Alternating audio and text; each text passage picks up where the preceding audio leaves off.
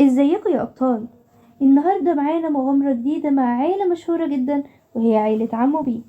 تخيلوا ان عمو بيه هو شخصية معروفة جدا في عالم الجمل الإنجليزية، لكن قبل ما نبدأ المغامرة لازم نتعرف عليهم أكتر. عمو بيه متجوز 2، واحدة اسمها مضارع والتانية اسمها ماضي. النهاردة رحلتنا هتكون عن المضارع لأنه الأهم في حياتنا اليومية. ولاد عمو بيه عندهم صحاب، وكل واحد فيهم له شلة مختلفة، وهم 3 بس كلهم معناهم يكون am is are. am مصاحب صديق واحد بس وهو I، مش بيمشي مع أي حد غيره. is بقى بصاحبة أكتر من am، وصحابها هما he و she و it وأي اسم مفرد. وتعالوا نخليها كده سر ما بيننا إن المفرد بيحب صوت الاس. are ده بقى مصاحب ناس كتير برضو، وهما you و we و they وأي اسم جنب. طب بعد ما احنا خدنا ولاد عمو بيه، بقى ايه اللي بيحصل لما يجوا في الجملة؟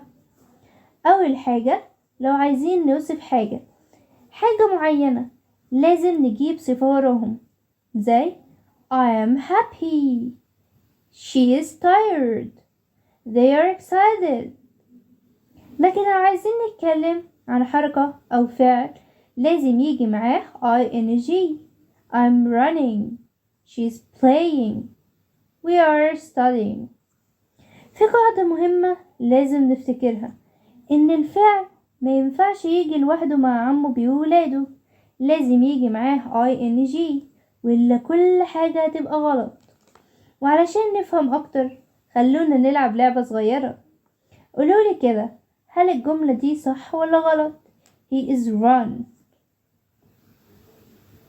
شطار! الجملة دي غلط، لازم تكون he is running. excellent. وبكده نكون خلصنا مغامرتنا مع عائلة عمو بيه وولاده. أتمنى تكونوا استمتعتوا واتعلمتوا حاجات جديدة، وخليكوا فاكرين إن عمو بيه وولاده دايما بييجوا يساعدونا في الجمل، سواء مع الصفات أو الأفعال. شكرا ليكوا يا أبطال، واستنونا في مغامرة جديدة. سلام.